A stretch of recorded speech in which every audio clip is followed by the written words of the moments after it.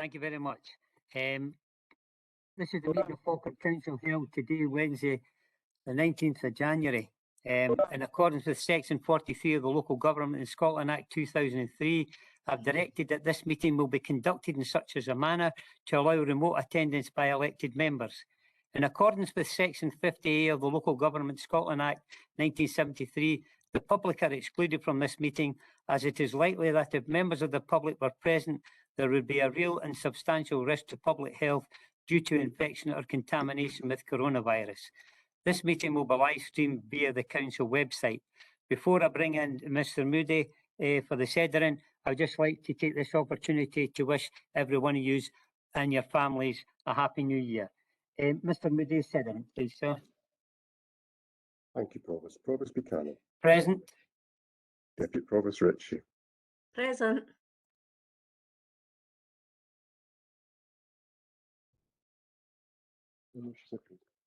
Present. Thank you. Councillor Aitchison. Here. I understand we have an apology from Councillor Alexander. Councillor Balfour. Present. Councillor Binney. Present. Councillor Bissett. Present. Councillor Black. Present. Councillor Blackwood. Present. Councillor Bowes. Present. Councillor Coleman. Present. Councillor Colley.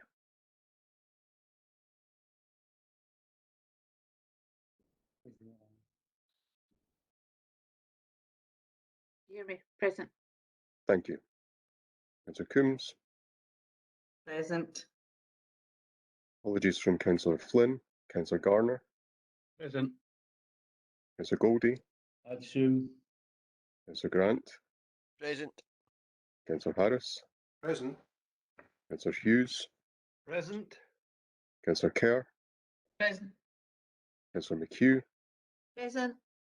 Councillor McCluckie. Here. Councillor Meiklejohn. Present. Councillor Monroe.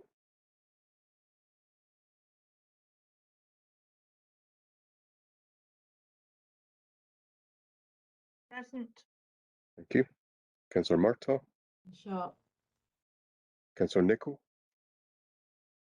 Apologies. Thank you. Councillor Nimmo. Present.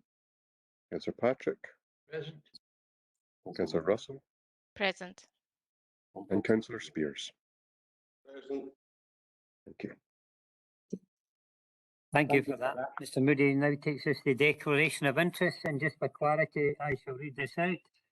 Members should declare any financial and non-financial interest they have in any item of business at the meeting, identifying the relevant agenda item and the nature of the interest.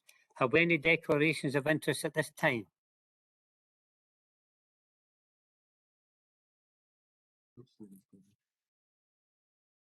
Okay then, thank you.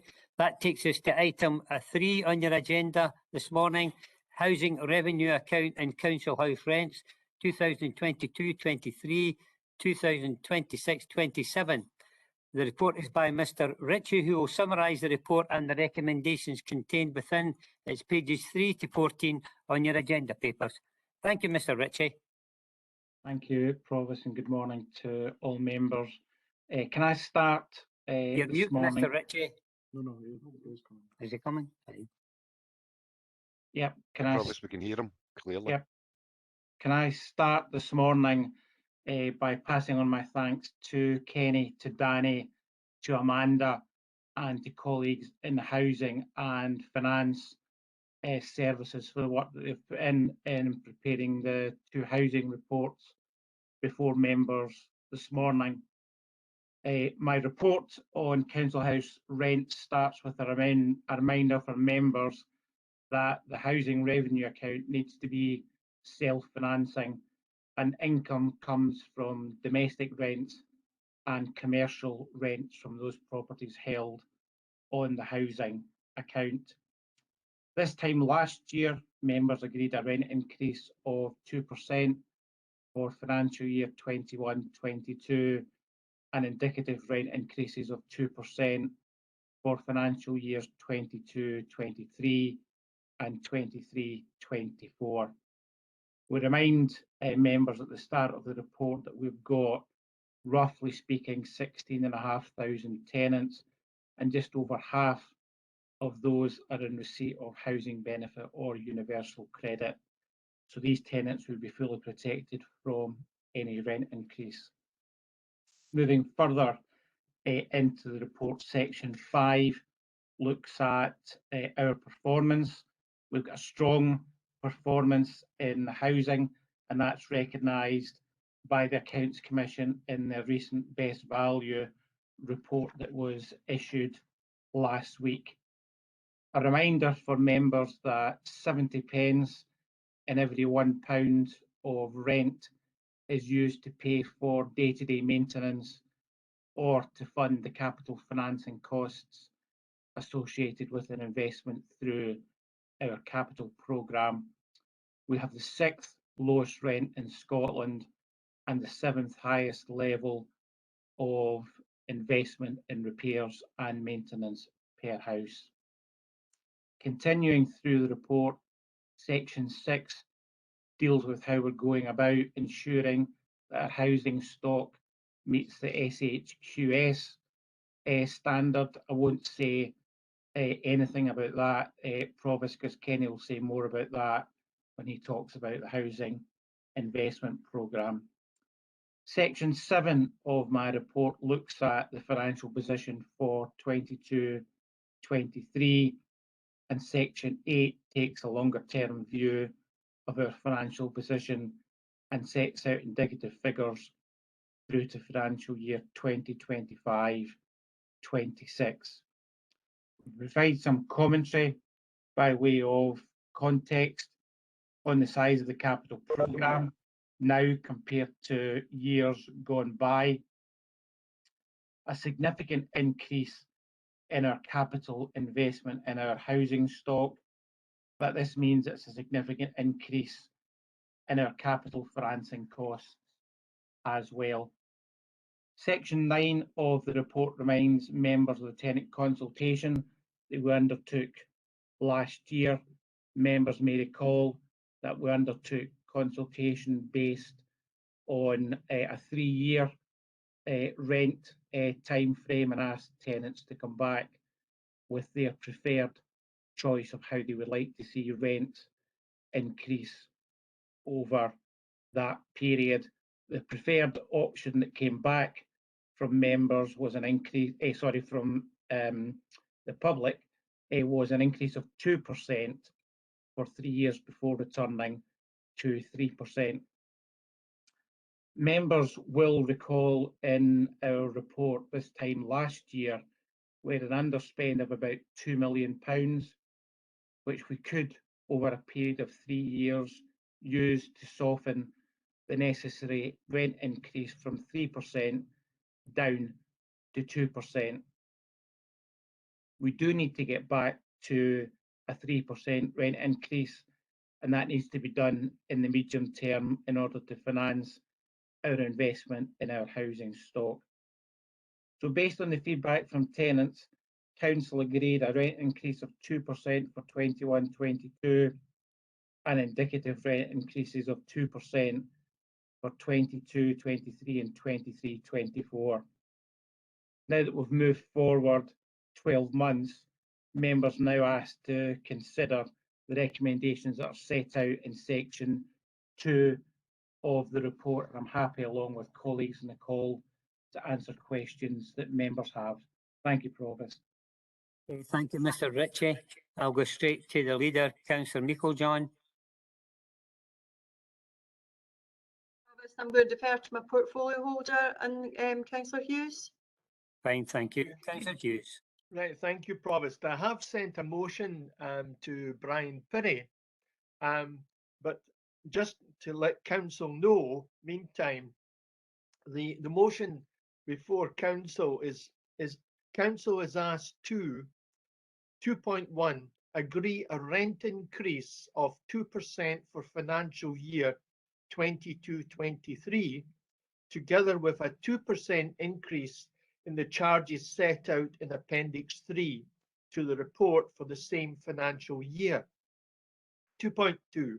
approve the housing revenue account budget for financial year 22-23 as set out in Appendix 2 of the report, and 2.3, note the indicative budgets and rent levels for 23-24 through to 26-27 as representing the best available information at this time. Do you want to put that up on the screen, or will we Yep. just move on? Well, Promised. I mean, you your can hand. second her first and then we'll put it on the screen, Right, Councillor. okay. Right. Good morning, everyone. There are some. Right, Sorry? have you got a seconder, Councillor Hughes? Yes, I've got Paul Gardner. Councillor Councillor Gardner, Gardner. happy to second. Fine, reserving thank the you, right. sir. Brian, you're going to put it up? Mr. Perry is going to put it on the screen now, Councillor Hughes. Right, will I just carry on speaking? Yes, indeed. Thank you, Provost. Once again, good morning to everyone. There are some guiding principles which have to be taken into account before rent can be set for the following year. The cost of providing council housing must be self-financing from the house rents and other income. There is a statutory requirement to review the level of council house rents annually. The Scottish Housing Regulator requires registered social landlords to consider affordability when setting rents. Local authority landlords and registered social landlords must prepare a strategy, a tenant participation strategy for promoting the participation of tenants, for example, in relation to the management of housing accommodation and the provision of related services. In 2020-2021, Falkirk Council had the 6th lowest rent, the 16th highest level of repairs and improvement expenditure per house, and the 8th lowest supervision and management costs. Tenants were consulted in 2020 regarding proposals on charging rents covering the period up to 23-24. The majority of responses indicated a preference for a 2% rent increase for each of the next 3 years. Also, the Scottish Housing Regulator requires registered social landlords to consider affordability when setting rents. Housing has used a rent affordability tool provided by Housemark. As a result of this consultation, tenants had expressed dissatisfaction in relation to doors, windows and kitchens. As a result of this feedback, these matters are being addressed in the Housing Investment Programme. Appendix 3 highlights the effect of a 2% increase on our housing stock, 1-bedroom to 4-bedroom properties. Also, other rental charges are highlighted: lock-up garages, garage sites, and the casting hostel. In paragraph 7.1, some of the main influences in preparing the budget are highlighted: employee expenses, property costs, capital charges, and council house stock. In Appendix 2, the 2022-23 housing revenue account is highlighted. The total expenditure for 22-23 is £70,635,000. Income, including £611,000 reserves, is £69,412,000. A 2% increase in rent amounts to £1,223,000. The total amount of income amounts to £70,635,000. Balance of reserves amounts to £6,617,000. I'm recommending that we concur with tenants' wishes to only have a 2% increase in rent for the coming year 22-23, and that we use reserves of £611,000 to balance income over expenditure. Also, in the housing revenue account, indicative budgets for the years 23-24 up to 26-27 are highlighted. The financial information given represents the best available information at this time. It should be noted that a total of £347 million is proposed in the 5-year housing investment programme, an average expenditure of £69 million per annum. Falkirk Council is landlord to approximately 16,700 tenants. Around 9,055% are in receipt of housing benefit or housing element or universal credit. This means that those tenants on the very lowest household income will be fully protected from any change in their rent. There are pressures on our tenants, which could create changes in tenants' incomes as a result, for example, of COVID-19. The impact of COVID-19 on rent arrears is being monitored monthly. Finally, I would like to thank staff for the excellence of their work in preparing this report. And in proposing the 2% increase, I would refer members to recommendations 2. Council is asked to 2.1 agree a rent increase of 2% for financial year 2022-23, together with a 2% increase in the charges set out in Appendix 3 to the report for the same financial year. 2.2 approve the housing revenue account budget for financial year 22-23 as set out in Appendix 2 of the report. And 2.3 note the indicative budgets and rent levels for 23-24 through to 26-27 as representing the best available information at this time. Thank you, Provost. Thank you very much for your summary, Councillor Hughes. I'll come back to Councillor Garner. You want to say anything at this stage, being the seconder? Thank you, Provost. No, I think my colleague, Councillor Gordon Hughes, has covered everything well there.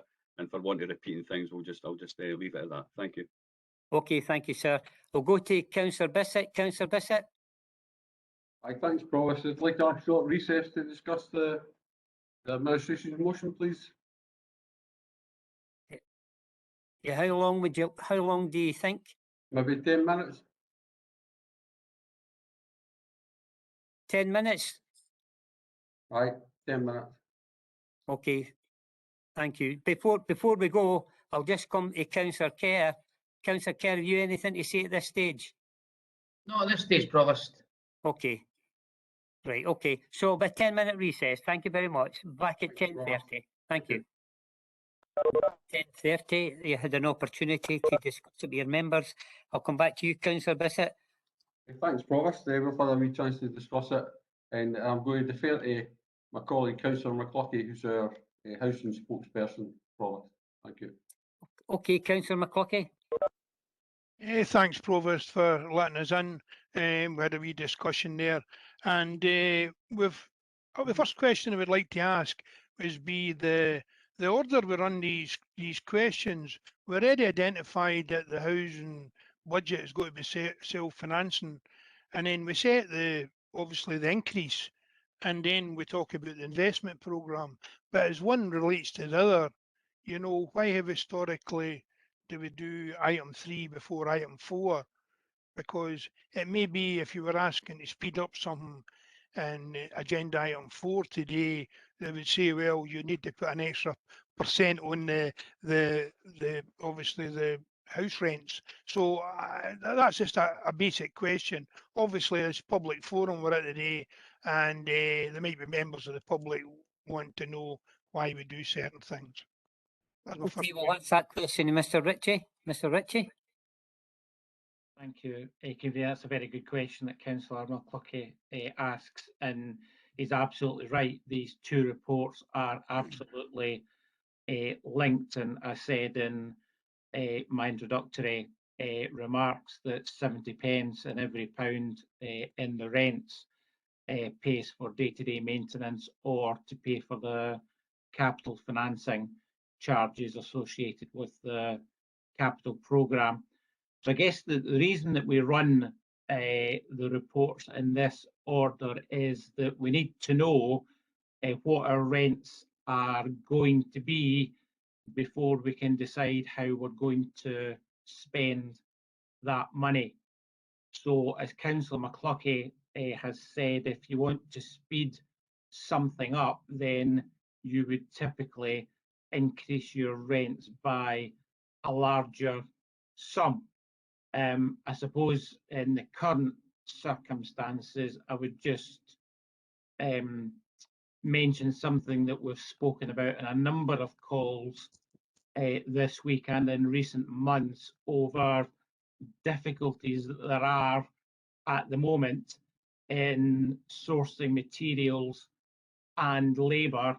So it is difficult to speed things up at the moment in time. But in general terms, as a principle, you're right, you would increase the rents by more than you would normally do if you wanted to speed something up or do more.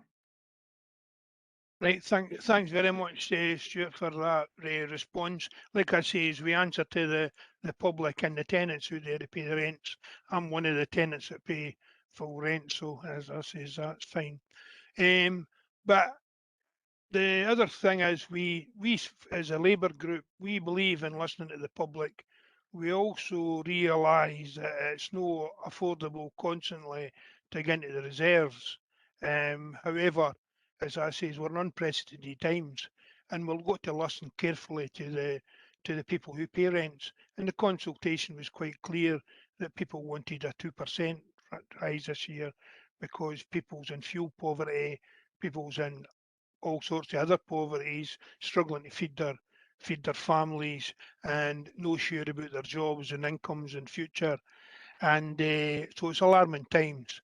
So with the view that we listen to the community, unlike referendums when folk didn't listen to the views of the public, but we as a Labour group certainly do, and we're going to agree and second the motion that the SNP administration has put up for a 2% increase due to the unprecedented times we're in and the poverty that people are expressing out there. We also agree in other points that the indicative future rents would maybe go up to 3 after in 2 years' time. However, obviously they're reviewed annually as part of legislation. So we will be listening once again because none of us knows what the future brings. So we'll listen carefully to our constituents and the people out there when that comes. So thanks very much. Well, thank you, Councillor McCluskey. Just to clarify that your group is supporting the recommendations in the motion contained. Yes. Go to Councillor Kerr. Councillor Kerr. I'll just get my mute off there, Provost. Thank you, Provost. Like the other two groups, we understand that things and times are hard for our communities, and we realise that now's not the time to increase the rents by a substantial amount. And as previous speakers have said, there are people who are struggling not just with fuel poverty, with other poverties. And we will be supporting the motion, Provost. Thank you. See, there's two hands up. To Councillor Black and then back to Councillor Meikle-John. Councillor Black, did you have your hand up? Yeah, I did. Thanks very much, Provost. Thank you.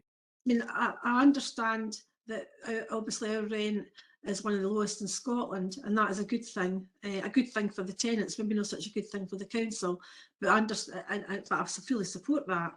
But for me, like, I'm thinking about best value for our tenants and some of our tenants, and I live in a town where the significant numbers of tenants don't feel they get a good deal, and they live in housing that may meet the standard, but the housing that they live in, or more really the flats that they live in, don't meet aspirations for anybody in this modern world. And there's an increasing feeling in our town that people that they don't matter, and that just encourages it, because we've got an increasing divide between the haves and the have-nots. There's a lot of poverty in Grangemouth, and I don't think the type of housing we have helps. And I know that we're doing things to try and look at that, the pilot, to look at the outdoor spaces, etc., and how we can make communal spaces a bit tidier and a nicer, nicer place to be.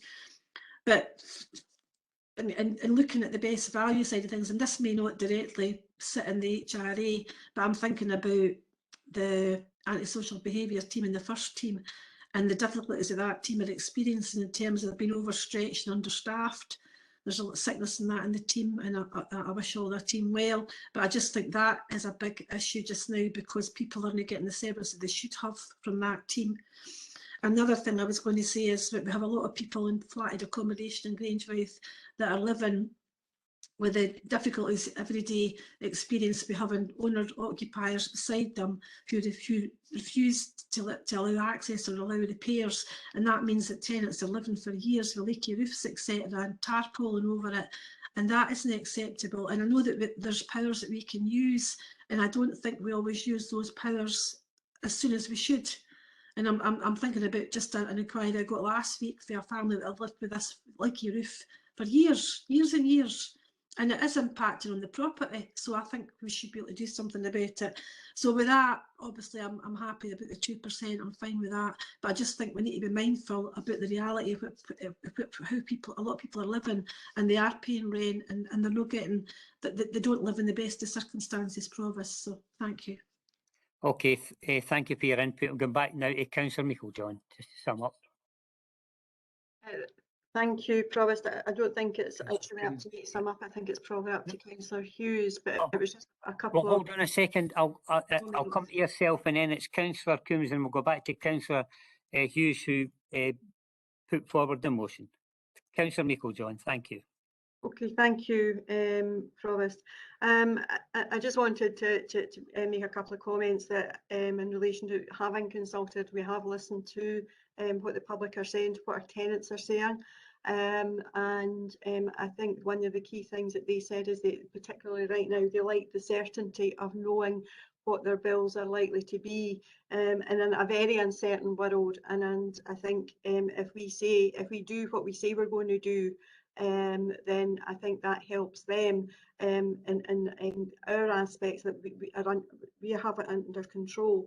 But the recognition, I think, is by our tenants that having that rent rise helps to fund our investment programme, and we are focusing particularly around energy efficiency, looking at new heating systems, some substantial investments in new heating systems, looking at windows, doors, and all of the other aspects to look at making our properties as energy efficient as possible, and mitigating as a result of the high energy costs, something that's not in our control from Falkirk Council.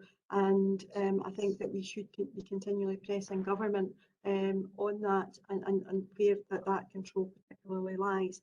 So I think we have a measured approach to our rent increases, and I think we have an understanding of our tenants. We still maintain that lower level of rent, being around the 5th lowest rent, and have a good housing investment programme. It is anticipated that the rents will rise, and I would love to have been able to accelerate some of the works, but we are not in a position in the current climate to be able to do that because of the shortages of materials, the shortage of workforce, and the limitations that are still going to be with us for a while yet, and that may well be something for future years to consider and be very targeted. So that's why I think the 2% is the right level.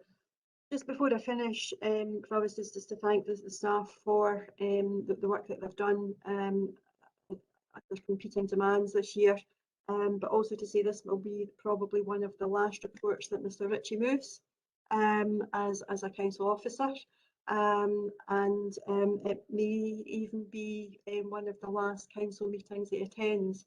So it would be remiss not to thank Stuart for all his work over a substantial number of years with the council. It must be he and Brian must be your 2 longest serving chief officers now, and it will be sad to see them go.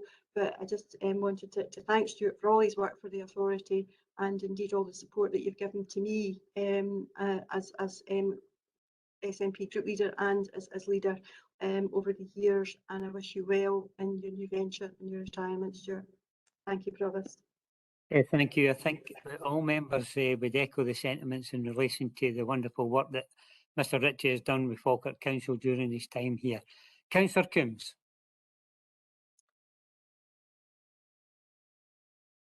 Very much, Provost, and yes, I think you're right. We would all echo the sentiments. I didn't realise it was quite so imminent, but here you go. I'm not paying attention to time. It'll be there before we know it. So best wishes for your future, Stuart. Obviously, we do agree with the reason for putting up the rents, but I also think we have touched on the fuel poverty. And just last night, I was speaking to one of my constituents who is being hurt very badly by fuel poverty, and it's not her fault, and it's not the fact that the gas has gone up. It's the fact that we, as an authority and as landlords, put in a system which is the thermo-warm and in South Alloa, and although it's a combination of our system and obviously the price and Scottish Power, but as landlords, we're responsible for giving our tenants homes that are safe and comfortable. And at the moment, this particular tenant is absolutely beside herself with grief and worry, although she has managed to bring down her bills. So instead of £50 a day, she's been advised to keep the system on 24 hours a day, which has brought it down to a fantastic saving. Instead of £1,500 every single month, it's £35 a day now, which equates to £1,150 every month.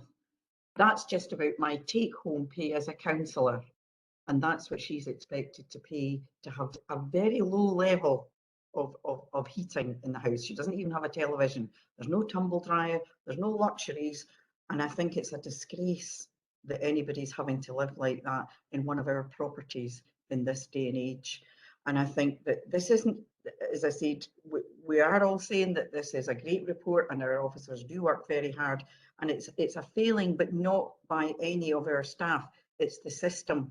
And I think that we as an authority need to have the decency to accept that every now and again there are failings. As Councillor Black said earlier, that we all get them. We all hear from our constituents, and there are times where we let people down, and I think we should be big enough to accept that and try and do something about it.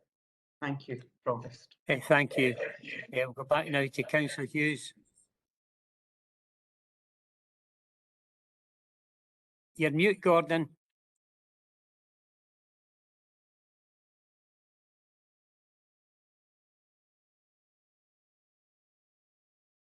Thank you. I take on board what Councillor Black and Councillor Coombs has been saying, especially in relation to the heating system. But may I remind Councillor Coombs that energy is out with the prices are out with control of the council, and also at the same time she alluded to the thermoflow system, which, not to make a political point, but that system was brought in by a previous Labour and Tory administration. Now, every time I wasn't making any political points, Gordon. Okay, come on. My point is that every administration has to deal with a crisis at that time in the best interests of tenants. And at that time, 10 years ago, the council made a decision which was in the interests at that time of tenants, and it was the best solution possible at that time. Unfortunately, as events do overtake us all, and unfortunately we have to deal with the events as they happen, and we're dealing with that kind of situation now, which is now out of the hands of the council. The council, can I just say, Provost, that up to now, if anybody has appeared in the newspapers or whatever, I have asked housing to go out to send staff out to check benefits, to see what can be done, to give guidance and advice, because I did this recently with two tenants who live in Whitecross, because they appeared in the Sunday Herald giving their views. So the council has been receptive. It has tried to help tenants as best it can and give guidance where possible, and we will continue to do that. As for I think that we always listen to our tenants, and the consultation was that the view of tenants at that time in 2020 was that the rent should go up 2%. So that's why I was happy to put forward the 2% as our shall we say, our recommendations. But I do take on, and I will reiterate, I do take on board Councillor Coombs and Councillor Black, and I will go back to housing and have further discussions. But meantime, I just have to I will put forward the recommendations as stated. Thank you. Thank you, Councillor Hughes. Just to clarify where we are, we have a motion moved and seconded. Has everybody agreed to the recommendation contained within the report? Agreed. Agreed. Thank you very much. That takes us now to item 4 on your agenda this morning. It's the Housing Investment Programme 222-23 to 20267, and the report is by the Director of Corporate and Housing Services. It's pages 15 to 25. Mr Gillespie will summarise the report and the recommendations contained within. Thank you, Mr Gillespie. Provost, thank you very much, and good morning to all. The report is laid out in front of members, and it is then I'll go over it in sections. In section 1 of the report in front of you, it outlines the purpose of this report, and it will enable members to clearly see the positive impact the rents increase will have to support the 350 million level investment over the next 5 years. Within section 3 of the report, highlights the housing investment programme. It takes into account the climate emergency at present, and its focus sustainability and the protecting the environment by allocating circa 30 million to reduce the carbon footprint and improving energy efficiency within our stock. Section 4 of the report, the council, it highlights some areas where the council is required to make sure that its stock meets the housing quality standard, and we're at just under 90%. We also need to meet the energy efficiency standard for social housing, namely EASH it's called, and at 31st of March 2021 we were at 96.5% compliant on that. Also within this section is highlighted as Mr Richard mentioned earlier, the impact of COVID has in regards to the completion of some projects, and within the capital programme there is a potential underspend of just under 13 million at the present time due to issues highlighted earlier. Within section 5 of the report, this section outlines the project headline budgets for each of the areas for the coming year, amounting to circa 39 million. This work is vital to continue to meet our Scottish housing quality and EASH targets. Section 6 outlines what I'll call the non-SHQS areas of work, and these are the key areas of investment for non-Scottish housing quality standard areas expenditure, and for 2022-23, which is in circa 33 million. This will support the continuation of the new build and buybacks, providing 1,000 additional new houses over the next 5 years. Local authority grant levels have increased to a minimum of 71,500 per unit, although this can vary depending on the property size. However, just to put this into perspective, this is less than a third required for any new build at the present time and the present rates. Section 7 of the report outlines the consultation to date and the impact regarding this report. Within section 8 covers the finance, and in Appendix 1 provides a summary of the expenditure plans noted in this report and the projected resources. This also includes the programme of door and window replacement, estimated to cost an average of 15 million over the next 8 years.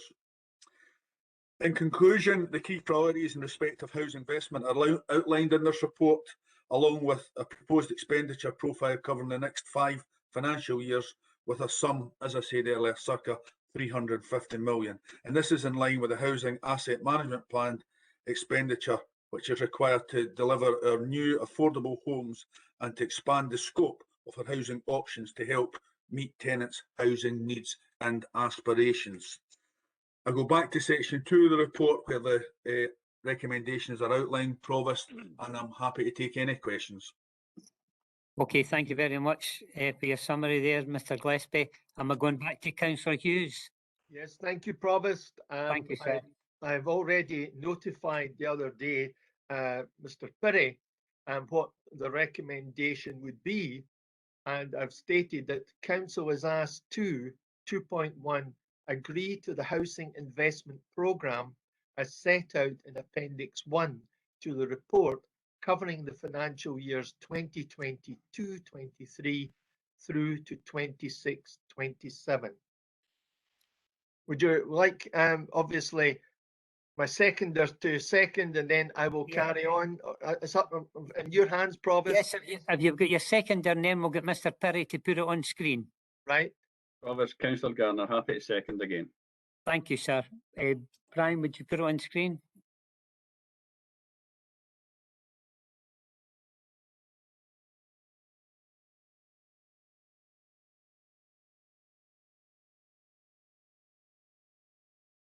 So the Housing Investment Programme, is it okay to continue, Provost? Yes, carry on, sir. Thank you. This report sets out an ambitious housing investment programme. What we have in this report is a continuity of approach which recognises the value of investing not just in bricks and mortar, but also investing in the people of the Falkirk Council area. The Housing Investment Programme has a focus on sustainability and protecting the environment by reducing the carbon footprint of our housing stock. Currently, we are in the middle of a cost of living crisis where tenants are experiencing hardship due to increased energy bills. We call this situation fuel poverty. The UK government calls this situation fuel stress. To date, around 29 energy suppliers have gone into administration. It is my view that planned improvements within the Housing Investment Programme will increase efficiency and be effective in contributing to lessening the effects of fuel poverty. As at 31st of March 2021, 89.95% of council properties were assessed as meeting the Scottish Housing Quality Standard. Also, the Scottish Government has introduced an energy efficiency standard for social housing. This standard is aimed at reducing carbon emissions and eradicating fuel poverty. As at 31st of March 2021, 96.5% of the council's housing stock is fully EESSH compliant. The Housing Investment Programme currently has an ongoing programme of heating system upgrades, which is required to improve the energy efficiency of around 1,100 council houses per annum. Also, air source heating will be provided to around 170 properties within 3 high-rise blocks. Also, a decision was made by Council on the 29th of September 2021 to provide funding for more cost-effective and efficient heating systems within off-gas areas. This approach ensures the installation of a gas infrastructure, and where gas supply is not viable, alternative heating solutions will be provided. Elemental improvements include re-roofing, rough casting, electrical upgrading, a programme of kitchen and bathroom replacement. It is anticipated that around 6,800 properties will be upgraded in 22-23. In 22-23, It is estimated that the replacement programme for doors and windows will refurbish 2,000 properties. Also, £1 million has been earmarked in 22-23 to support priority initiatives. This will enable an assessment of the efficiency and effectiveness of various renewable technologies. It is anticipated that over the next 5 years that the council will build a further 633 houses. New developments are set out in paragraph 6.4. For example, Torwood, Bonnybridge, Bainsford, Hull Glen, Holmont, Denny, Langleys and Stennismuir and Banknock, bringing the total of the council's new build programme to over 1,000 new houses. The average cost of a new build council home has risen to £236 per property. There is also a commitment to continuing to buy back ex-council properties. 80 homes are currently acquired per annum, with around 750 additional homes acquired to date. Appendix 1 provides a comprehensive summary of proposed expenditure ranging from 22-23 to 26-27. It is estimated that a total of around £347 million will be required over the next 5 years, an average of £69 million per annum. This is a huge investment and commitment which will not only improve our environment, but it will also assist the council's aim in achieving net zero by 2030. Without the hard work of our staff, their commitment to ensuring that excellent progress is made in developing these ambitious plans, Falkirk Council would not be recognised as an innovative and creative council. In relation to the recommendations, Council is asked to 2.1 agree to the Housing Investment Programme as set out in Appendix 1 to the report, covering the financial years 22 to 23 to 26-27. Thank you, Provost. Thank you very much for your summary there. As you said, it's 2.1 is to agree the Housing Investment Programme, but we'll go to Councillor Bissett first. Councillor Bissett, have you anything to say at this stage? Thanks, Convener. I'll defer to Councillor McLauchie, who will speak to this report. Speak to the report. I was there Okay, to come Councillor back. McLauchie. Thank you. Thanks, Provost, for letting me in here. I'm happy to firstly start as usual with 2 or 3 questions here. The first thing is in the report, it says about fire alarms. We've done a lot installing the new wiring into the new fire alarms. But what we've seen in the report is there's 2,000 properties that we failed to get access to. And once again, as I said earlier, this is a public forum, people listening in here, and they might be worried when it says they're going to start enforcement action to these 2,000 properties.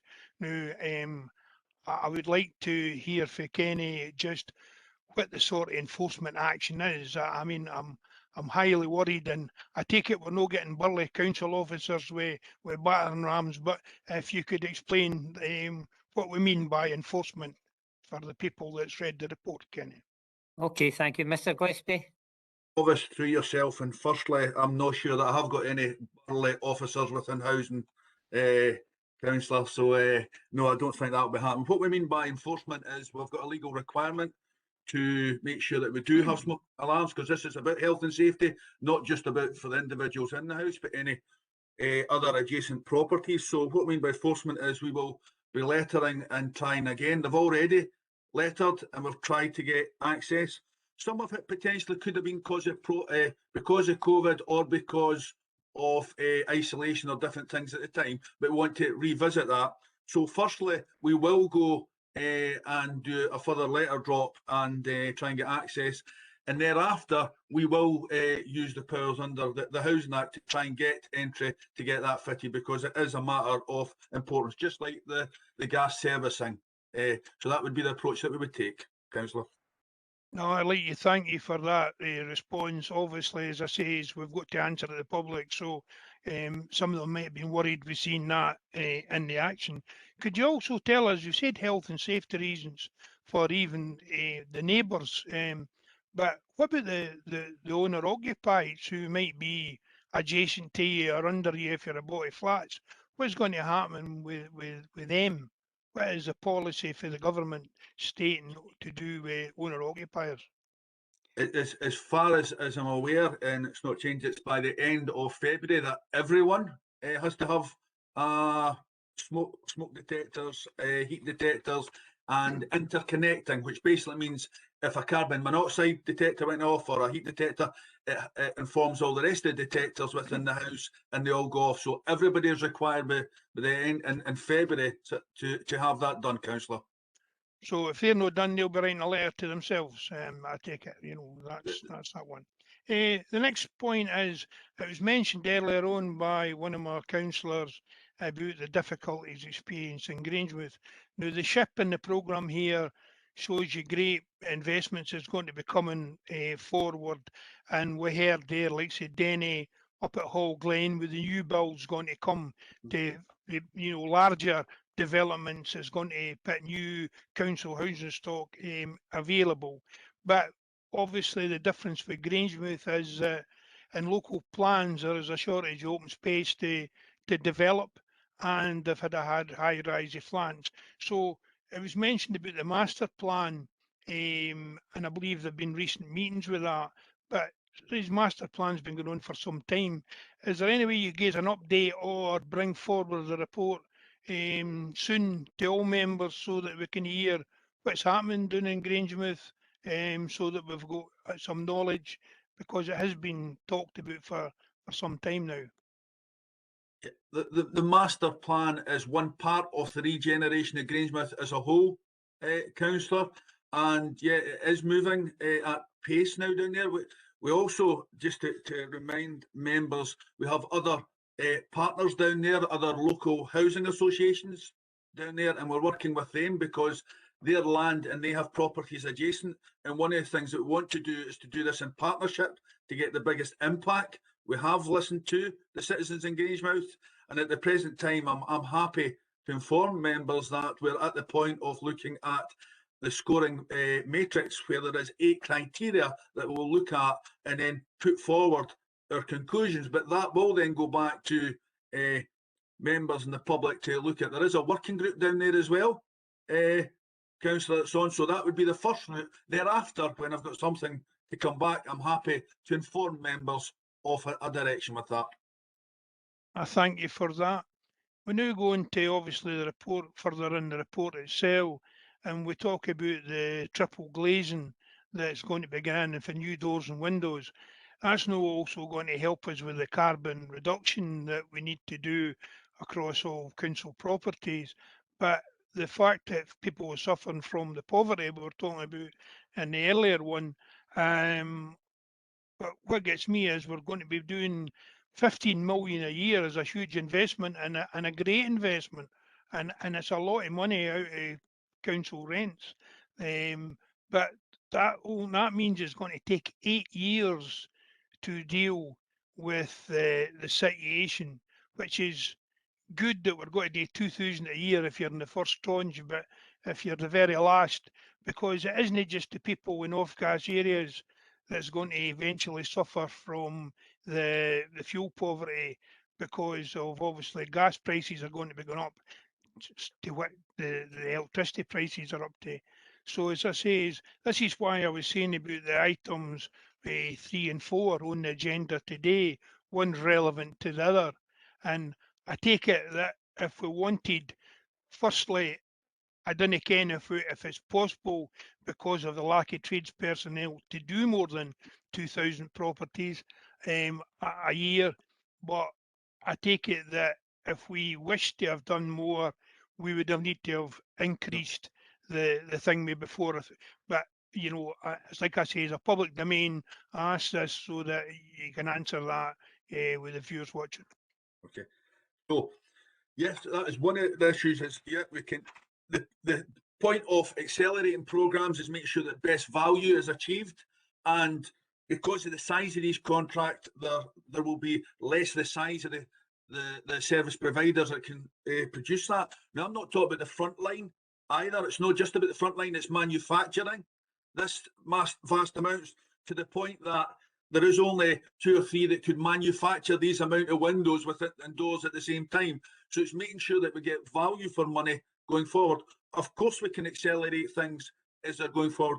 This is our first year of the new triple glaze programme. I'm sure there's things that we'll learn and look at. Is there ways to advance that?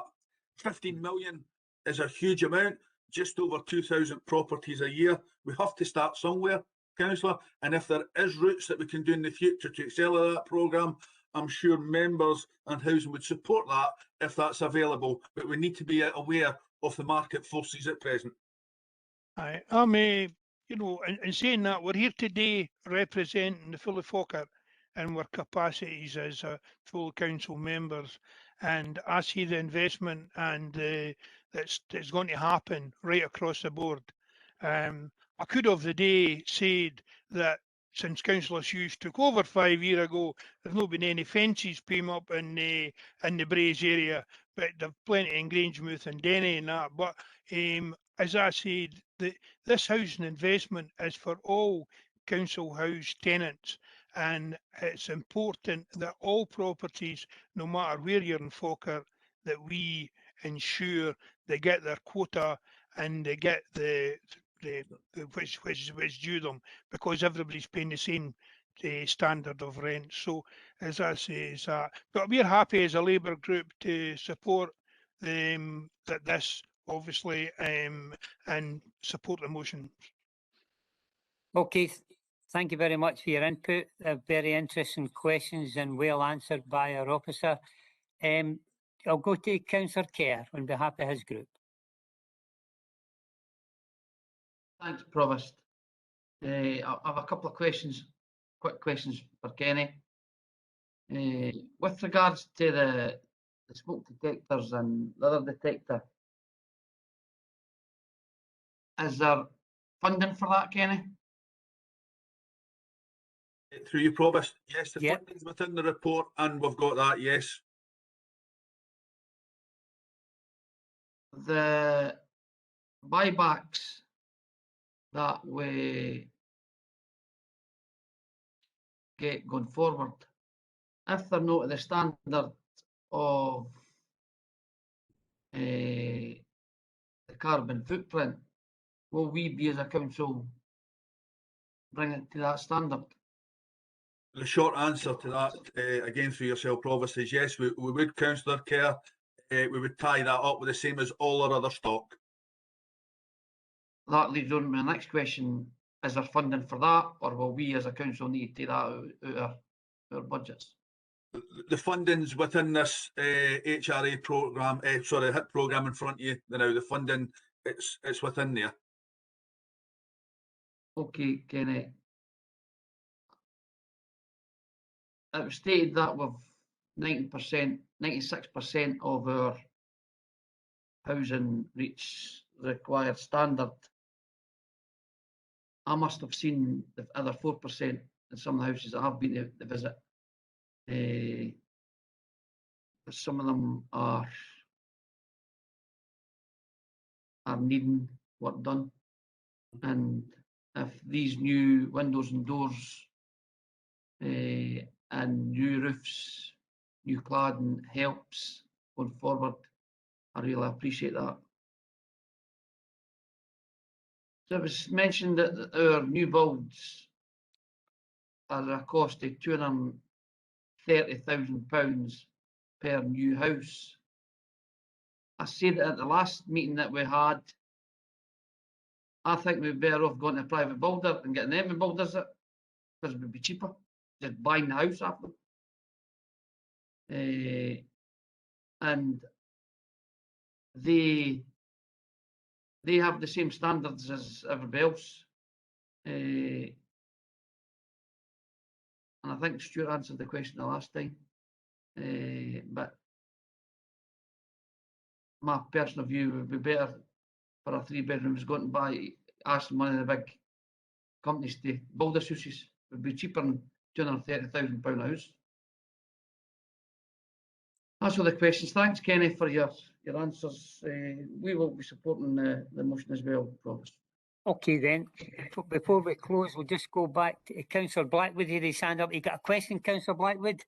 Provost, thank you. Just a very quick question. It's based on what Councillor Kerr said about the new build. And the new build we've got in our stock just now, the quality is second to none. And I'd be surprised that the private sector would build houses to the quality we've been building them. And my question is about certainly the aspiring cost of new build, or sorry, of raw materials and new build. And can we afford to 633? Because they're welcome. There's no doubt about it. 633 new houses is welcome. But can we afford with these spiraling costs of raw materials and labour? And I don't agree with Councillor Kerr about going to the private sector and asking them to build.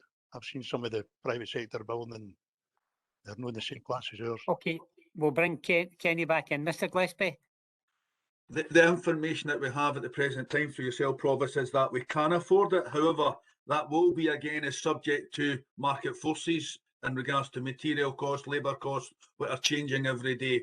But it is within the ship, and at the present time we have funding with these levels. And until I get projects back, I'll not know that until I see the cost of these projects. Provost. Okay, thank you. We'll go back to Councillor Hughes to wind up. Thank you, Provost. I really don't have anything to add. Just to basically say, to ask Council if they would agree to the housing investment programme as set out in Appendix 1 to the report, covering the financial years 22-23 through to 26-27. Thank you, Provost. Thank you. I think we're all agreed. Is everybody agreed? Thank you very much. Agreed.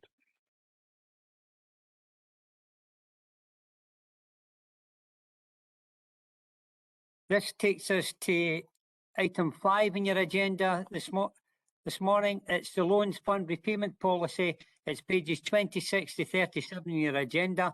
And Brian Smale will summarise the report and the recommendations contained within. Thank you, Mr. Smale. Thank you, Provost, and good morning to everyone. Provost, this is quite a technical report, unfortunately, but it needs to be to meet the requirements of the regulations when we're looking to change the manner in which we repay our loans fund advances. I propose to try and cut through these technicalities and convey to you the primary elements in what the report contains.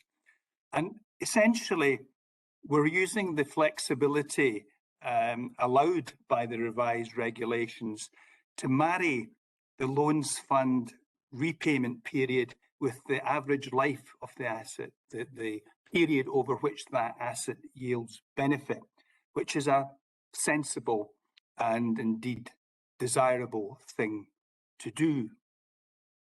And what this then does is yield substantial front-end savings to help us with the acute financial pressure which was discussed at the executive meeting yesterday and which I would imagine is very much welcomed by members. If I can just jump straight to page 32, paragraph 7.3 and the tables contained in that paragraph.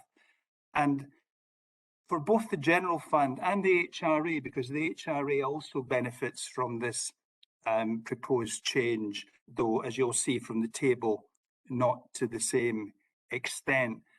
But from 22-23, the first row in the top table for the general fund, the additional savings injected to help close our 29 million budget gap is not far off 5 million. And indeed, this table is stretched or extended further in the appendices, which takes us out the full period over which the debt is fully repaid over the revised period. And I think it's important to note in terms of that table that because each and every year over the next 10 or so years, there's a significant contribution coming in, that makes it sustainable. And I would contrast the position, which I think members are pretty familiar now with respect to reserves, whereby you get a 1 year benefit, but only 1 year, because you've not made a sustainable change. You then need to turn to the following year and plug that gap, because your reserve, the use of reserves only lasts for 1 year. But you can see from that table that over the period, five-year period shown there, there is a quantum of that circa 5 million that keeps coming in and makes it sustainable. So that's an important dimension to the change proposed. Members will see that the report is peppered with extensive references to prudence, and as Chief Finance Officer, I can give the Council comfort and assurance that what's proposed here is both prudent and reasonable. Provost, I'll stop there and take you back to the recommendations geared to deliver these changes, and leave space for members to ask any questions or seek any clarifications that they may wish. Thank you. Thank you, Mr. Smale, for your input there. We'll go straight to the leader, Councillor Meiklejohn. Councillor Meiklejohn. Thank you, Provost, and I thank Brian for his presentation. And what is a very technical report, I think he explained it very well. I think the changes to the financial regulations back in 2016 that enabled this flexibility required to have a bit more work done on it, and that's why it's taken some time to come forward. But however, it is a very welcome addition, and particularly this year and for the coming years, where we see income from a repayment, I should say, from the loans fund to help meet our budget gaps going forward. Having the flexibility for the council to look at how prudent our loans are, rather than have to have a one size fits all, I think is again something that each authority has been seeking for some time, and to be able to do that, and the assurance of our Section 75 officer in saying that we have got a well managed loans basis, I think gives me comfort, knowing just how prudent Brian is around our finances. But I think this is a very helpful opportunity, in the fact that it's been able to be done historically, that we're able to for previous years, and that we have the ability to look at that flexibility going forward for any future loans that we require to take in order to be able to fund our general capital programme, or indeed our housing capital programme. So I hope that members see that this is a good news story from the point of view of our very pressured budget, and I hope that it will be able to just give us that wee bit of flexibility, and be able to fund all the things that members have been speaking about today, particularly in housing, that gives us that ability there to be able to restructure, and indeed, if necessary, when the time is right, to look at accelerating programmes, that we perhaps have the capital to do that. So I'm happy to move the recommendations as in section 2 of the report, Provost. Thank you very much. Councillor Bowes. Thank you, Provost. As the Leader of the Council has just said, although this came in 2016, the application of this took time to make sure that it was going to be done in a right and in a fiscally frugal way. Yes, it is more, but it is really welcome. When you look at over the 10-year period, you're talking in the region of £47 million coming back to us. And yes, because it's a repeat, it's not like where if we were to use 10 million of our reserves, that goes straight on to next year's budget gap. This is actually finance coming in and over a long period. Thank you to Brian. I know it's like, I know you'll have other meetings, Brian, but hopefully this is your leaving gift to us. It's great to have you giving us a very positive report that you've acted in good timeously with it as well, Brian. And the usual, because it does say in the report where you have checked what you are doing and how you are doing it, and how that again has been noted as an approved way of doing it.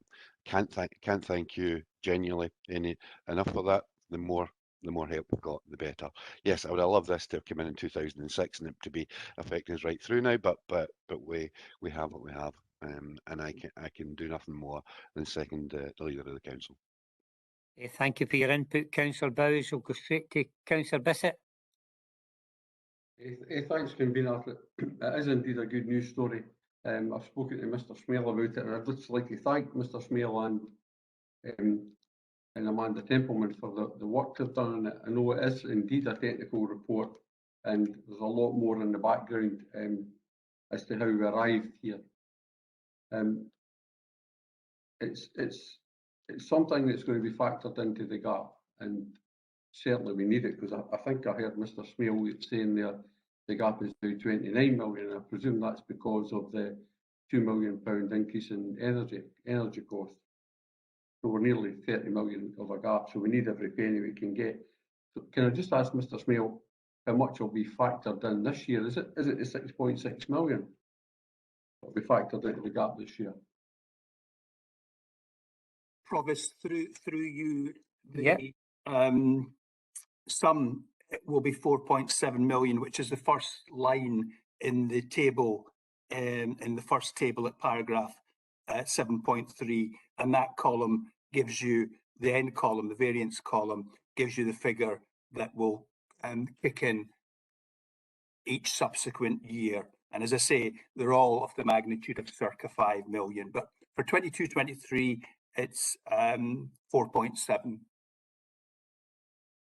Thanks, Mr. Smale. So nothing more to say on this.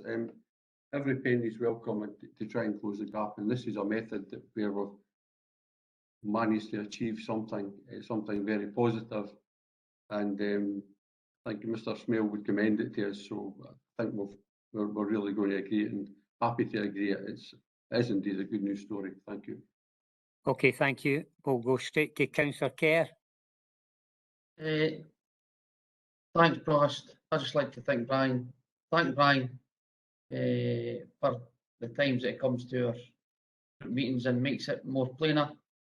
Coming to the meeting after being explained to Brian, it makes it a lot easier, the meeting. So no further discussion. We support the recommendations, Provost. Thank you. Okay, thank you. We have unanimous support for the recommendations, but we'll just go back to Councillor Meikle-John if she wants any closing remarks. No, Provost, I think it's fairly self-explanatory, and all the groups have had briefings from Mr. Smale on the technical aspects of it, so nothing further to add. Perfect. So everybody's agreed. Thank you. Agreed. That takes us to item 6 in your agenda today. It's referral from Audit Committee, Annual Accounts and Annual Audit Report. This is a referral from the Audit Committee containing 2 reports, the Accounts and the External Auditor's Audit Report. It's pages 38 to 205, and we'll ask our officer to take this one. Mr. Smale, is it? Mr. Smale? Indeed, Provost, thank you. Thank you very much. So there are 2 parts to this agenda item. There's the annual accounts, which takes up the bulk of the paper, some 100 pages. Again, much of it very, very technical. But I think the main point of interest for members is likely to be the confirmation from the auditors that the annual audit certificate's unqualified, which is the primary reference point from the from the audit. So as always, that's very welcome. The second part is their annual audit report, which sits after the accounts, page 137 on your agenda. And in addition to the actual audit of the accounts themselves, they also have a wider scope review with the 4 dimensions that focus on best value, and that cross-refers to the deeper best value review, which you're well aware of and has been reported. I would say that both documents were considered in some depth by the Audit Committee recently, and I think a fair degree of scrutiny and review was undertaken at that meeting. So I wouldn't propose to say anything further, Provost, and I'll leave it back with you. Thank you. Okay, thank you, Mr. Smale. Before we go to the leader, I'm going to ask Councillor Harris, as Chair of the Audit Committee, if there's any comment in the report at this stage. Councillor Harris. Thanks, Provost. And thank you for letting me in. I thought it might be helpful for me to just outline some of the areas that the Audit Committee considered in these 2 reports. I'll try and be fairly brief, but there was a little bit of discussion around the accounts. Of course, the Audit Committee and the Executive had previously considered the pre-audited accounts or the draft accounts. Anyway, looking at page 47 in the accounts, about 2/3 the way down, we had some discussion about the laptop and iPad devices, specifically question around funding for repairs and replacements, and we received some assurance with regard to that. On page 49, well, starting on page 48, relating to the COVID grants, recognising that there's a carry forward of some 14.7 million to next year's accounts. We did question around whether A, that would be enough to cover the ongoing COVID costs, and B, whether there was any likelihood of further government funding with relation to COVID. On the latter, on the first aspect, I think we received assurance that there probably would be. On the second aspect, given the fact that there was no specific COVID funding being transferred from the UK government, it was therefore not likely that the Scottish Government would be providing any specific COVID funding in the next financial year. And then lastly, well, that's it for the accounts. Now, moving to the auditor's report itself, starting at page 173, in relation to we have discussed in relation to the workforce capacity. Trying to find my page. Particularly in relation to the whistleblowing and corporate fraud investigations, and the explanation for some of the capacity in the 2 teams, the internal audit and the whistleblowing and fraud investigations is related to a long-term sickness absence in the fraud investigation team or the whistleblowing team, and an unfilled post, a post which had been unfilled since April of last year within the internal audit team. On page 174, the table, refer you to the table, which was part of an investigation done by the auditors looking at the processes within the procurement system. Members did ask for clarification about and whether there were any irregularities found within that area, and I think we received assurance that there was nothing substantial there. So, and then On page 175, I think one of the big issues that was highlighted this year in the auditor's report is that the finance aspect in their commentary received an amber for the first time that I can remember, and that in some respect related to issues with capacity within the finance team, and we had quite a considerable amount of discussion regarding that. And I think lastly on page 184, there was some query around the increase in the audit fees for the forthcoming year, and we received an explanation from that from the auditors. So that is a brief outline of the subjects which we covered from these two reports at the audit committee. Thanks, Provost. Thank you for your input there, Councillor Harris. I'm going straight to Councillor Meiklejohn now. Thank you, Provost. As has been said by Councillor Harris, both the annual accounts and the audit report were considered by the audit committee last week and unanimously agreed by members after quite extensive scrutiny, because there was a lot of good questions by members in relation to that. Both the annual accounts and the annual auditor's report are substantial documents and represent significant scrutiny of us by our external auditors. And I'm thankful to Ernst & Young for their diligent work, and indeed for our finance team for their stewardship of the public funds, and for the work that goes into pulling together the annual accounts, which is not unsubstantial when you see the document that's before us. It is reassuring and pleasing to see that we have another unqualified audit certificate. However, EY have made a number of recommendations as part of their audit, and the programme of work that has been agreed, setting out what needs to be done and who will lead the timescales for the work to be completed, and that's something that the audit committee requires to oversee and monitor. The annual audit report includes a number of areas that are covered in more detail by the recently published Best Value report, and there is a special meeting of council to cover the Best Value report, but it's maybe worth mentioning at this time some just key messages that are coming through the annual audit by our auditors.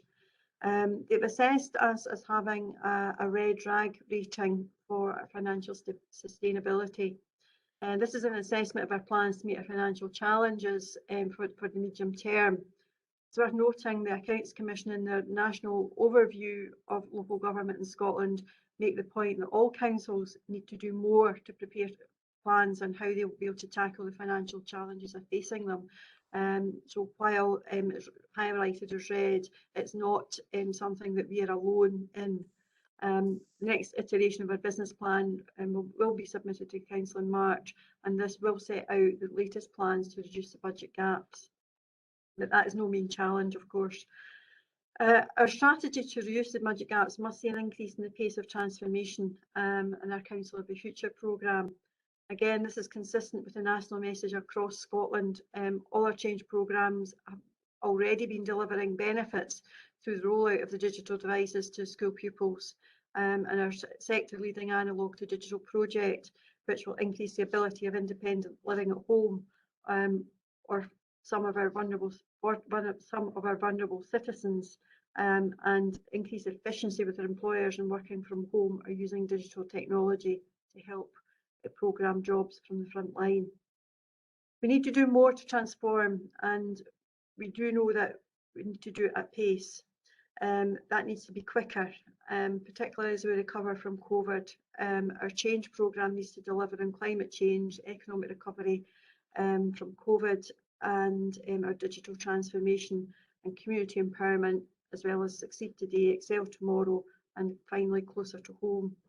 Our corporate plan and business plan need to be finalised in the autumn, and it needs to be a springboard for this change. So there is a lot of work that we require to do. We need to keep moving in our approach to performance management, and we will report and how we report on that. There's been some positive steps already made through our web pages and Falkirk Performs, but more needs to be done. And again, a lot of that will be taken through the scrutiny agenda. A final area that we would like to improve is the participation and feedback from our citizens. There are lots of opportunities for our citizens to be involved in the design of services and feedback on services currently being delivered. And we spoke of that at the executive yesterday. We really want to hear their views so we know what's important and how we can improve. These are just some of the areas highlighted in our annual report and in the best value report where we need to do better. I think we know most of these things ourselves, but to be successful, members and officers need to work together to make sure that timely, well-informed decisions can be taken.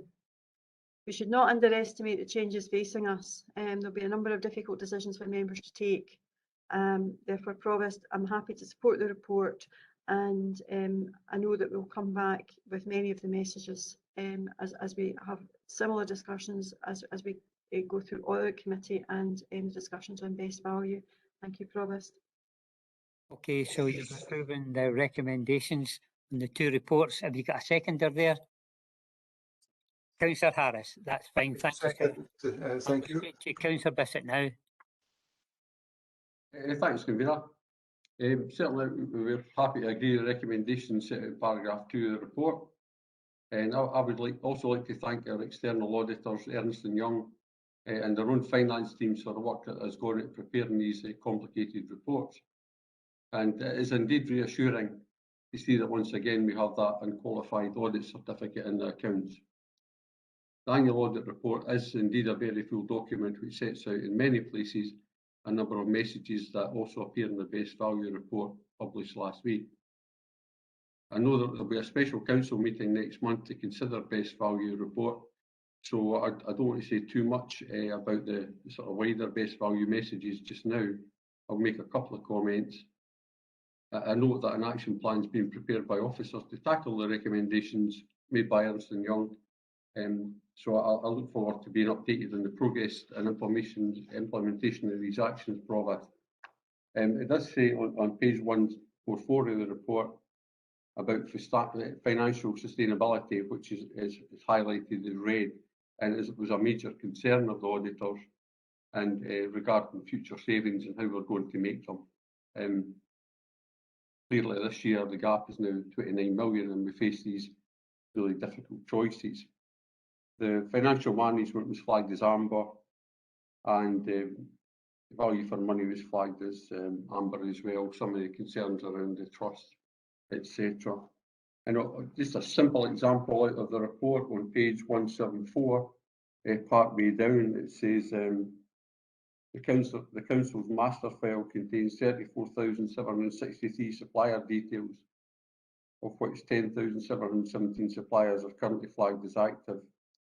It also says there were 442 flagged as active that had no associated bank details. So the audit actually, it went into great detail, and I think that's why we need the meeting to actually drill down in the detail and highlight any positives and negatives, Provost. But happy to agree with the recommendations. Thank you. Thank you, sir. I'll go to Councillor Munro. Had her hand up. Councillor Munro. Thank you, Provost. I would just like to ask a question regarding page 171, because here it makes very clear from auditors that the council has identified that control and monitoring of the arrangements of the capital plan are the key, and budget working group. It's very clear, and it's been flagged up to us numerous times in executive that we have too many projects in early stages for the capital budget we have. I would like to ask how the council intend to carry out this control monitoring, given we have so many projects at an early stage for which we do not currently have proper costs. Given the inflationary pressures that's likely to continue, is there going to be a process by which officers and councillors get together to look at these projects and to assess what what is possible within the parameters of the budget we have it in terms of capital. Thank you. Okay, thank you. I'll come back to Mr. Smale. Mr. Smale, would you like to come in on that? Thank you, Provost, and thank you, Councillor Munro, for the question.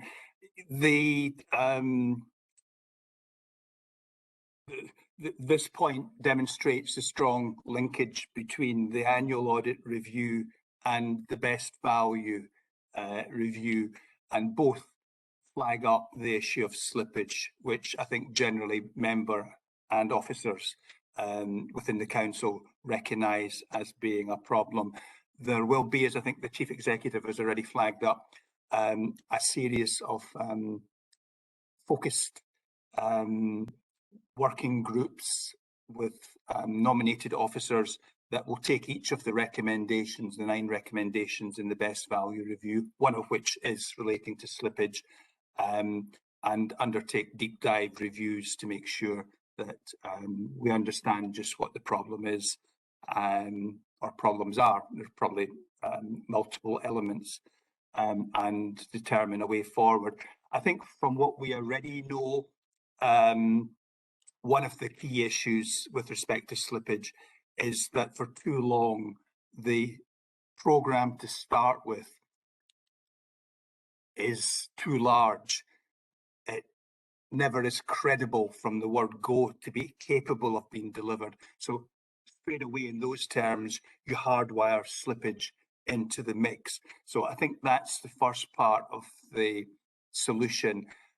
The other part will be the tracking, the monitoring, and issues around that once the programme is determined. And of course, not too many weeks from now, Council at its budget meeting will agree the General Services Capital Programme. You've already done the housing one, the HRA in the agenda this morning. The General Services Capital Programme will be on the council budget meeting agenda for your consideration. But I think we're all focused on the problem and very focused on making changes that improves this going forward. Thank you, Mr. Smale. Councillor Coombe, you got a question? Thanks, Provost. Yeah, I've got a couple of questions. I know I mentioned yesterday at the executive about the whistleblowing thing, and most of them are concerning that particular paragraph, but some not quite so much. I was hoping that there would be somebody here from Ernst & Young this morning. Is that not normal practice, or am I remembering wrongly? Can somebody answer normally when we have... Well, ask, Brian, could you come in on that? Provost, if I can just note that normally EY wouldn't attend the council meeting. Would they not? Okay, I must be thinking of another committee. I thought when they gave us a report they were here to speak to it. However, well, in that case, I'm not sure whether it's Brian, who also won't be here for much longer, probably thankfully after all of this, or Stuart, or perhaps Kenneth could answer some of the questions. When I mentioned yesterday about the shortages in staff and the delay in the investigations, I'm a bit confused because I thought that the timing was different. This report doesn't seem to relate to the time where we're talking about the shortages in staff. Am I correct in saying that? The capacity of corporate fraud was just at the end of last year, whereas the bullet point seems to say that the fact-finding investigation was prior to that time. Okay, Brian, you want to come in? We'll take it one by one. I mean, I think the first point to make is the corporate fraud team is a very small team. It's only 2 people. One member, I think it has already been recognised, has been off on quite long-term sick. Happily, is now returning on a staged basis to work. So that's very positive. The other member was full-time, but reduced her hours to part-time. So that's the scale of the team. It's a very small team, and sits within an internal audit section, which of itself is quite small. So it's a relatively small, albeit very important unit within finance services. So I think the auditor's comments were using that as one example of where they had some concerns. Okay, well, hopefully that'll be part of the action plan. But when we were talking about rents earlier, saying that we were one of the lowest in rents, I'm aware that we're one of the we're in the top 10 for management costs for Falkirk Council. So I would have thought that perhaps we could have put some temporary measures in place, given the importance of this and the result of this audit report. The other issue was the comment on the concerns about the level of support at chief officer level. So this is maybe for Kenneth to answer that. The fact that EY had a concern about the level of support for fraud investigations at chief officer level. It concerns me that they have concerns at that level. Okay, we'll bring in the Chief Executive to come back on that one. Mr. Lawrie. Yes, thank you, Provost. I mean, I think we need to pay very close attention to what our external auditors are saying about both the capacity, because there's a broader issue mentioned round about capacity in finance, and also how we're deploying these resources to ensure that critical functions, such as looking at corporate fraud or the audit function more generally, are properly supported. So as members know, we are out to advertisement for a new corporate finance lead, a new head of service.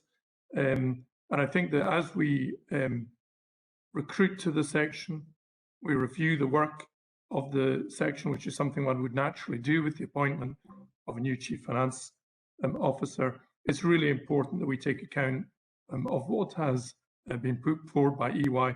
And I'm in regular contact with EY myself in order to ensure we have a good understanding of what their concerns are, and we're seen to respond to them. So that is something that we'll certainly do. Okay, thank you. But I'm not sure what she means by that.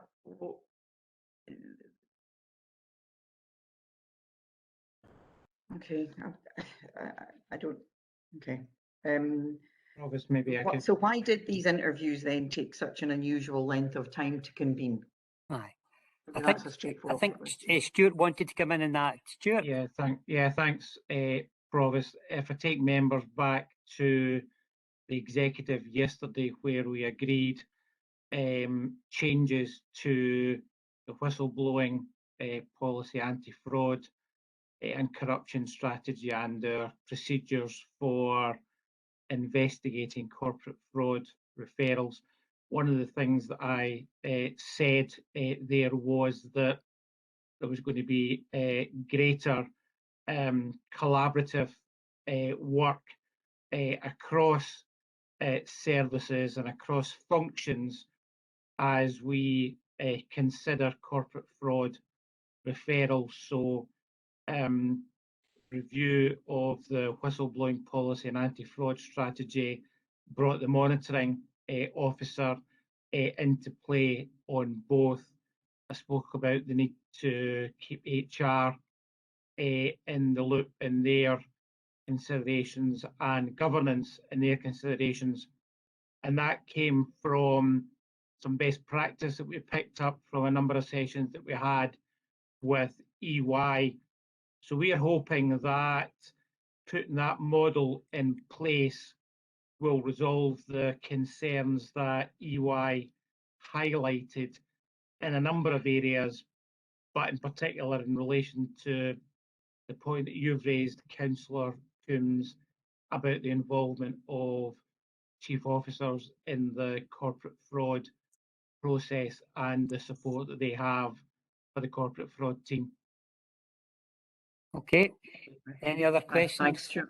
Yeah, the fact-finding investigation didn't take place, and this was in 1920. So again, it's back to this, the shortage of staff, which does concern me, as I say, given that we could have or should have capacity to temporarily help to plug these gaps. Because this report really is quite damning as far as I'm concerned, and auditors don't do these things lightly, as we know. So the staffing issue seemed to be afterwards. It was 1920, and they say quite clearly that the fact-finding investigations didn't take place. Stuart, you want to come back in on this one? Yeah, thanks. The issue of long-term absence isn't one period of long-term absence, and it's like all absences that we have been managed carefully. And I guess when somebody goes off, we don't really know how long they might be off for as they go through consultations with their GP, occupational health, etc., etc. Brian touched on yesterday at the executive and the audit committee difficulties that there are in the marketplace in trying to recruit to the kind of internal audit, corporate fraud field. But we have an active recruitment process in place, and we need to see how that pans out. I would probably take issue, I think, with your description of it being a damning statement from EY. I think if you look at the position in the round, like every auditor, they're going to make a number of recommendations, and members should take comfort in the fact that we have an action plan in place to deal with the recommendations that come out from the annual audit report, and has been referred to a couple of times on the call. That'll be monitored by members as we go through the year. And I suppose the final thing I'd like to remind members is that Brian touched on the fact that the employee who has been off on long-term leave is now returning to work. So we're hoping that with appropriate adjustments that we can get back to a full strength team. Okay, thanks for that, Stuart. Again, as I said earlier when I was talking about the issues with housing, this isn't a criticism of officers, it's the system, and I think the system is letting staff, officers and our residents down because there isn't enough capacity here for various reasons. The final comment that I wanted to say from that report is, as you've said, maybe I'm just seeing the negative here, but on page 173, their final sentence is, this work has provided assurance that any fraudulent activity is not material in the context of the audit. We are, however, concerned that a number of the red flags highlighted by Audit Scotland within its report, Red Flags in Procurement, remain present in the service. Now, I've probably taken long enough to go over this, but as I say, I do want to make it clear this isn't a criticism of yourself or Brian, but I do think that we should be concerned about this, and it's not a report that we should be just glossing over. And the one final point I will make, and nobody will be surprised to hear, Councillor Bissett picked up on it slightly earlier about the trust being mentioned. Of course, the trust was flagged up by the audit report. It's not surprising because every one of us here knows that that was a financially incompetent decision that this council made. Thanks, Provost. Well, on your last statement there, I would just say that would be a matter of opinion. There's 30 councillors here, there was decisions taken, everybody's got an opinion. Councillor Bowes, you got a question to ask? Yeah, It's question and comment. First of all, and I'm sure Stuart of that, and I'm not having a go here at Joan, but she said that our supervision and management costs in housing were amongst the highest. If you actually look at page 5 of the first report we did, we're actually the 8th lowest out of the 32 councils. So just as I think has been said, the public are watching this, just to make sure that the facts are right on that. On the actual report, what we're talking about here, and I understand people have focused on it. I think the leader of the council described in reasonable depth there, and I think Stuart spoke about actions that have been taken. In fact, there was, as has been said, one taken yesterday actually on that. I think one of the decisions today will hopefully to help. It will not solve, but it will help. Probably the main red one. I would like to say that if you look at page 46 in the management commentary, which EY agree with, on the local government benchmarking framework quartiles, the change in the last over the period that they show here shows that 63% of the performance of the council has moved into the top 2 quartiles, and that's from 49 about 4 years ago.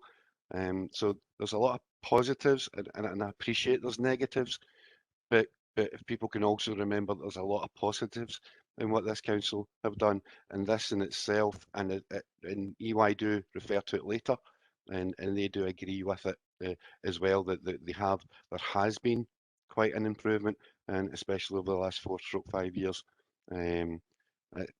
I know everybody likes to focus on the negative. I think we've also got to see that our officers, and that's in every department, that reports in every department in this council, have taken and improved this council dramatically. Yes, there is things that we need to work on. I'm not hiding away from that, but there is some good positives in this report as well. Thank you. Okay. Thank you for your input, Councillor Bowes. Before I go back to the leader, just to wind up, I'll go to Councillor Kerr, because obviously Councillor Harris opened up as audit convener, but I'd just like to come to you. You just reiterating what Councillor Harris had said in the support for the recommendations contained within the report. What I was going to say, Provost, we're quite happy after having a discussion in a group meeting from Councillor Harris. We're quite happy with the report. Thank you. Okay, thank you. I'll go back to the leader. Councillor Meikle-John, just to wind up. Thank you, Provost. I'm not going to say too much, but for the sake of clarity, particularly after the comment and the dreadful comment that Councillor Coombs has just made, for the sake of the public, I have to highlight that the best value report is not critical of the council's decision on the trust. It makes a point that having made the decision, the council now needs to be prepared to take the necessary decisions about the services that are being transferred, and that is within members' hands, and that will come forward as part of the budget process and as part of the reintegrating the trust into the council. And I just think that has to go on public record so that people are not misled by what was said by Councillor Coombs. It's not a case of glossing over the report or indeed the best value, and we will deal with the best value when it comes.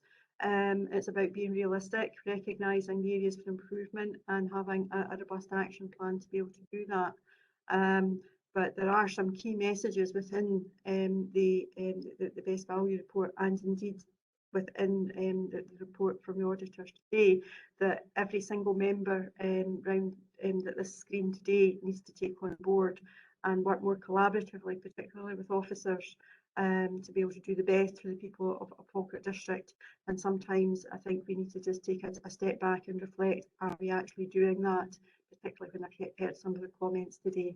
Thank you, Provost. Okay then, we'll all agree to the recommendations contained within. Agreed. Thank you. Now, before we go on to the last item, I would just like to say the apologies that we have our new Director of Police, Mr. Malcolm Benny, with us. This is his first council meeting, And on behalf of the council and its members, I'd like to give you a very warm welcome and hope you have a wonderful time here in Falkirk District and for the next number of years. Okay, that takes us to item 7, arrangements for the council budget setting meeting. The report is by Mr. Moody. It's pages 206 to 210. Mr. Moody, thank you, sir. Thank you very much, Provost. And this brief report follows on from a similar report which we considered at the council meeting on the 8th of December at the end of last year, where the council asked officers to consider whether it would be practicable to undertake the budget setting meeting on the 2nd of March in a largely physical format, but with the opportunity for members to join remotely too. We're not in a position to give you our view on that at this stage, and that's for 2 reasons. The first is that there are some technical issues which we just need to bottom out more fully before we can reach a final view on that. We will need to, I think, move to the larger auditorium within Falkirk Town Hall if we're to accommodate the number of members that could be involved and the number of officers. And that gives rise to some practical issues in relation to remote joining of the meeting and also to maintaining live streaming, which I think is an important aspect of what has been developed over the pandemic period that we would like to continue. The second reason relates to the fact that shortly after the request was made, the Omicron variant became apparent, and obviously the implications of that were restrictions on some activities, and also in particular the requirement for employers to make available the opportunity as best as possible for employees to work at home. So that general impetus towards working at home where possible, I think, was a background against which it's probably not best to take the decision on whether we're having a physical meeting or not later on in March. I think members will have seen the First Minister's update yesterday to see that some of those restrictions associated with Omicron are now lifted. The advice to continue to work at home where possible is still in place, but the First Minister did indicate that that would be subject to discussion and maybe changing in February. So the suggestion in the report, or the recommendation in the report, is that rather than take the decision just now, the Council delegates that decision to the Chief Executive, who will take the decision when the technical information is available and when it's clearer what the guidance is in relation to COVID working, which may emerge in the next coming weeks. And that decision will be taken in consultation with the group leaders. And I think I would add to the recommendation that it should also be in consultation with the Provost. I think that's the proper thing to do, given that it's arrangements for a council meeting. So, Provost, that's the recommendation at paragraph 2.1, and I'm joined by Mr. Pirrie in relation to the particular arrangements of the meetings if there are questions from members. Thank you. Thank you, Mr. Moody. I think you simplified it very well here. I'll go straight to the Leader of the Council, Councillor Meiklejohn. Thank you, Provost. I do appreciate that, that there's some physical challenges that we need to look at whether or not we can meet as a council, and notwithstanding the public health information. However, our budget meeting is quite a critical meeting, and in order to be able to have that collaborative approach, particularly that's referred to in our best value, if at all possible, I think it'd be helpful to be able to have that physically, if nothing else, so that the group leaders could at least be able to get together if there was recess, call to have some discussions. But I'm happy to leave matters with Mr. Moody and his team and with the Chief Executive. But I think at some point we need to actually try a council meeting to see if it is going to work, if the town hall is going to be suitable. to have that physical meeting as things do change and allow people to work in more environmental spaces such as workplaces, recognising the town hall is not considered a sort of normal workplace. But I'm happy to leave it with officers to look at and check out the technology and to discuss with the group leaders and yourself. Thank you. Okay, thank you. Councillor Meikle-John has moved the recommendation within the report. Have we got a seconder for that? Provost, Councillor Gardner again, happy to second. Thank you, Councillor Gardner. I'll go straight to Councillor Bissett. Thanks, Convener. No issues at all. I agree with the recommendations. Makes sense to have it structured this way, given the current restrictions and the technical difficulties. Provost, thank you. Thank you. Councillor Kerr. Happy with my colleagues' comments. Provost, thank you. Okay, it's unanimous. We agreed the recommendation contained within the report. Thank you. Agreed. Now, before you go, just to remind members that the next special meeting of the Council will be on Tuesday, the 15th of February 2022 at 10 o'clock. This is to consider the Accounts Commission's findings on the best value review of Falkirk Council. Until then, keep safe, and thank you very much for this morning. Thank you, Provost.